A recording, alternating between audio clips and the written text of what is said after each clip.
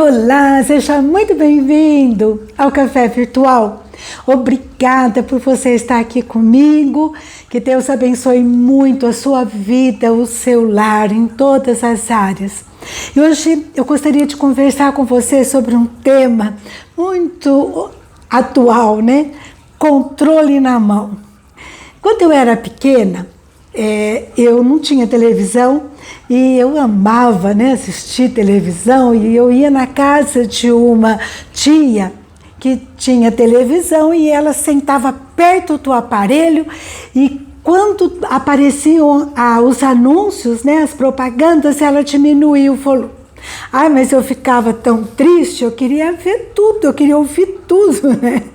Porque a televisão era uma novidade, era uma coisa tão maravilhosa, né? Para uma criança, uma adolescente, e ela baixava. E hoje, mais do que nunca, né? Agora controle remoto, à distância, o homem tem se valido do controle remoto, né? Do controle.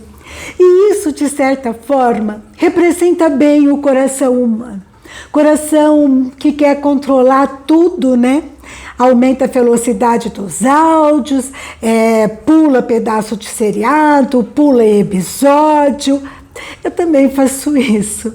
Tem um lado bom, mas tem um lado que a gente precisa se preocupar. Porque muitas vezes, com essa mania, essa tendência de querer controlar tudo, eu quero controlar a minha vida, a vida dos outros, o que acontece em minha volta. E eu preciso cuidar. Lá em Salmos, capítulo 37, versículo 5, diz assim: entrega o teu caminho ao Senhor, confia nele e o mais ele fará. Deus fala, olha, entrega a tua vida, o teu caminho, entrega o controle da tua vida, do teu caminho para mim. E eu vou estar fazendo o melhor, porque a vontade dele é boa, perfeita e agradável. Mas como é difícil fazer isso, não é verdade? Como é difícil confiar e entregar. Muitas vezes a gente ora, a gente canta, né? Tudo a ti, Senhor, entrego. A gente entrega, mas daí a gente peca de volta. A gente quer controlar tudo. Sabe por quê? A gente se acha, né, autossuficiente, acha que a gente sabe o que é melhor pra gente, aquilo que é bom, aquilo que a gente quer. E Spurgeon disse assim: nós estamos dentro de um barco que a gente não sabe pilotar, um barco chamado vida, e a gente fica inquieto, como se fosse o capitão, o timoneiro, mas é Deus quem está no leme, é Deus.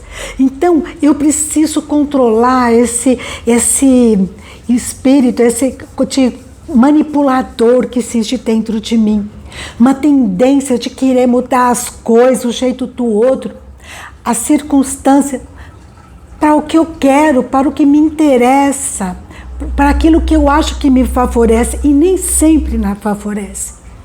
E a gente desde cedo faz isso, né? A criança já nasce com um controlinho na mão e ela vai testando, né? Até onde ela consegue controlar seus pais, seus professores, né? Os seus cuidadores. Todo mundo tem um pouco disso, mas há pessoas que exageram, que vai a um extremo, né, que quer interferir não só na vida deles, mas na vida de todos que estão em volta. Como se fosse uma demonstração assim de poder que satisfaz o seu ego, né? E ele vale tudo para satisfazer a sua vontade, né? E muitos manipuladores extremistas, controladores extremistas, distorcem os fatos, se faz de vítima, põe a culpa no outro, né? Faz o outro sentir culpa. Enfim, suga a energia do outro. Eu espero que eu e você não sejamos assim, mas que a gente possa pensar e refletir, identificar, reconhecer até que ponto nós estamos querendo manipular nossa vida, nossa história, a história do outro. E se estamos fazendo isso, que nós possamos entender que é hora da gente reconhecer a necessidade de mudar. No que diz respeito à minha vida, que Deus me ensine e me ajude a confiar mais nele, a entregar cada sonho, cada detalhe, colocar na presença dele nossos sonhos, mas seja a tua vontade e não a nossa. Parar de querer controlar porque está nas mãos de Deus e está decidido mesmo. É Ele, e Ele sabe o que é melhor. É aquela confiança, né? Que está lá em Salmo 55, 22, que diz assim: entrega os teus cuidados ao Senhor e Ele te sustentará. É Ele que nos sustenta, é Ele que é o nosso apoio, o nosso rojeto, né? E a gente tem que ter essa certeza no coração. Eu passei por uma provação muito grande esses dias, de doença na família. E eu começava assim, na madrugada eu acordava e eu começava a orar.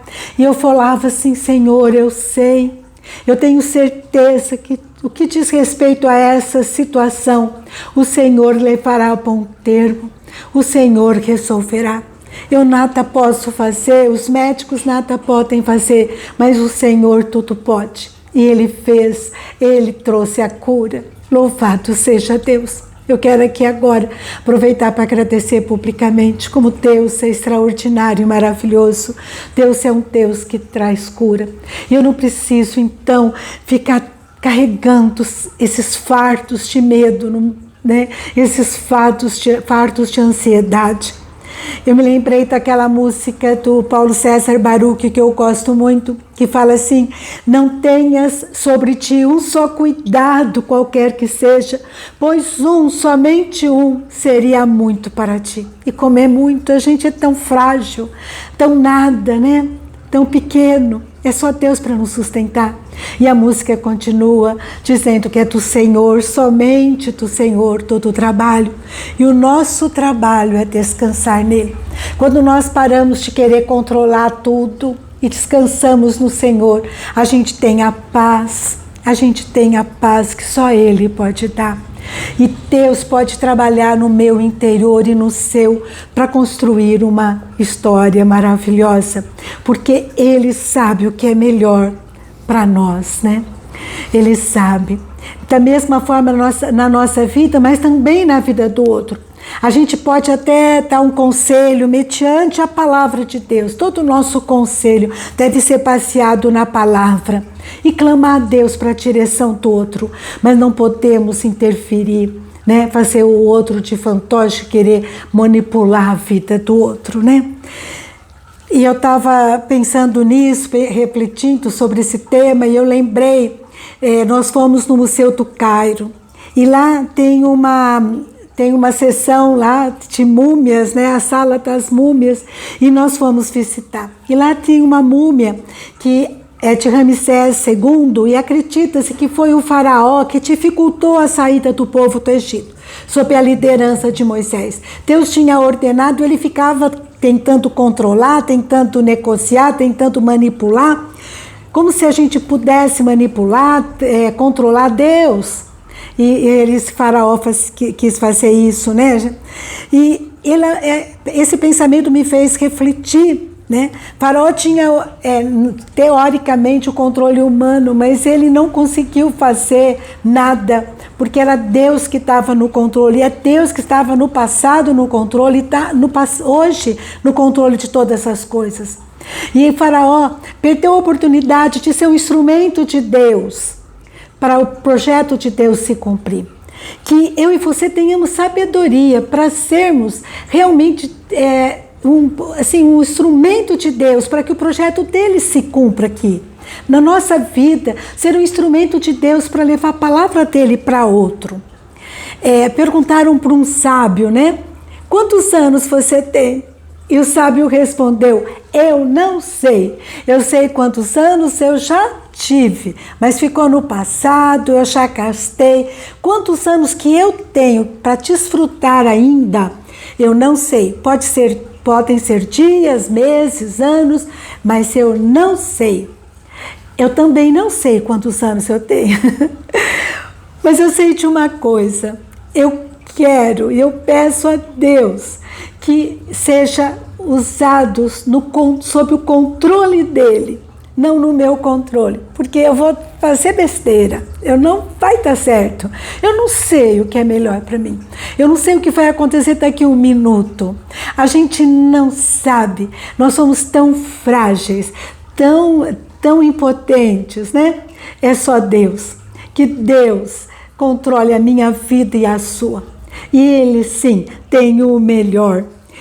Em Eclesiastes, capítulo 9, versículo 10, diz assim, Eclesiastes 9, 10, tudo quanto tiver a mão para fazer, faça-o conforme as tuas forças, porque não há lei para onde tu faz, não há obra, nem projetos, nem conhecimento, nem sabedoria alguma. Eu só peço isso a Deus, para Deus mostrar a sua vontade e me ter forças, coragem para fazer tudo que vier à minha mão, sob a submissão dele, sob o controle absoluto dele, porque ele sabe o caminho certo a seguir, ele sabe o modo da gente andar nesse caminho e que ele possa me ensinar também a você, que o controle não esteja na minha mão, mas na mão de Deus. Assim, nós seremos, você e eu, bem-sucedidos. Hoje é o tempo de fazermos o bem, não sob a nossa direção, mas sob a direção e o comando de Deus. Amém? Obrigada por você estar aqui, um grande abraço, fica com Deus. E até a próxima, se Deus quiser.